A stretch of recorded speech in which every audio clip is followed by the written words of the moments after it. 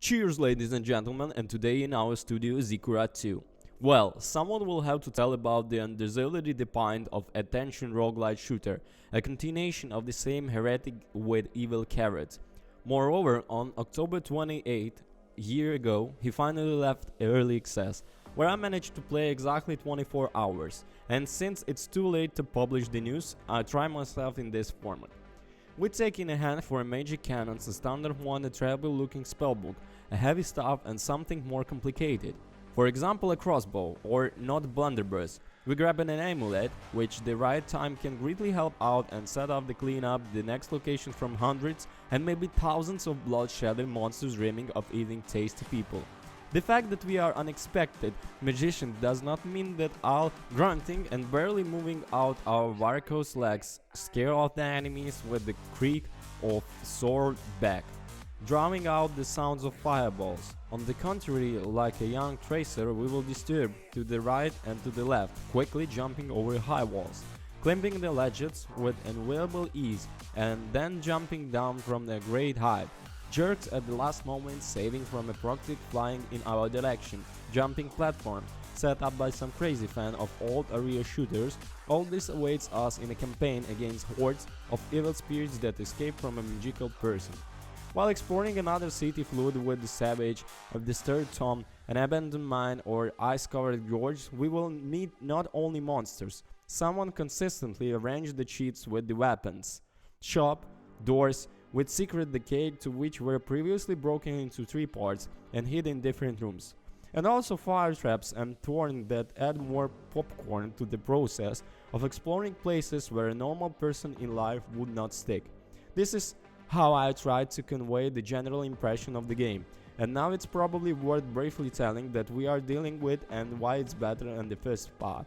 Before us, a very dynamic roguelite shooter with the usual attributes of fashionable roguelikes. Each trip naturally takes place in generated locations. In them, we convert animals into resources for pumping both with the race and globally. The first type of pumping is manifested in the choice of previously discovered skills. The second is to improve the weapon itself and the global characteristic of all characters at the same time. The game encourages us to use different weapons in the races and preferably the last pump. This is how we make the progress the fastest. This is the transferring weapons to a new level. We get a point that we can spend on the characteristics. The nuance in this much easier to pump a fresh cannot to several level that on a very considerably improved one by at least one. The weapon itself, like the skills, is unlocked for successful completion of tasks. Tasks look like this. On a conditional map, we select a dungeon, estimate its size, difficulty and reward. If as a result we should get a spell, then the unsuccessful competition of the campaign we are open a random weapon from the spell class. Also, before the battle we choose a hero, each of which has its own unique ability, as well as the starting set of the weapons. I almost forgot we also open the heroes, but only after the completion of the plot tasks.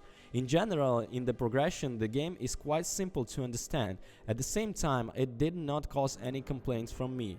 Should be said that during the early access there was not a very successful decision to use the same currency both with the race and in a global pumping bed before the release. Fortunately, everything was changed. Everything is standard for the game and developers cleanly grab the most successful ideas from the other project. Much more interesting in the game is another thing, the battle themselves. Their dynamism is better appreciated by watching the trailer than by reading the text of Dubious. As I mentioned, we carry 4 cannons with us, one of each classes. During the race, they can be changed for something else because there are simply a huge number of weapons in the game, and it strikes the ammunition with its diversity and useless. This is most likely a work of errors to first part, where the main complaint of the players was not very wide variety of weapons of reprisal against monsters. The second complaint about the weapon from the first part is slowness, long animation of shots and reloading. Here the developers, like students who receive a 3 but dreaming of the highest mark in quarter, decided to turn dynamism to the maximum. Each type of weapon uses its own known kind of mana. It is presented to the form crystals as corresponding color. Between the floors as well as the end of the dungeon, the player is waiting for the boss quality item. At this, probably the only moment in the game on an average difficulty level that makes you tense. As with other roguelite, clearing rooms is just preparation for the final battle. Importantly, the boss does not have any resist or vulnerabilities, any weapon will work against him.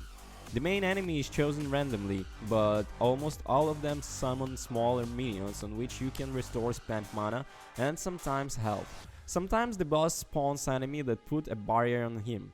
In general, you can talk about the mechanics for a long time. I try to give a first impression of the game and to interest those who might like this game. I really hope that my slightly chaotic review will cope with the task, because I was dealing with this during the break between the rings in Ziggurat 2, and I want to play a little more before going to bed. To summarize, then, the second part they added everything that was in the first, but significantly increased both in a deep and in the breadth. We don't eat winning conversion points, and without adding any that could break the concept of dynamic shooter. After long hours in Ziggurat 2, it was no longer possible to return to the first one. I'll shoot before that, as sometimes played with it. Thank you for attention. Who played, write the comments how it was. Peace.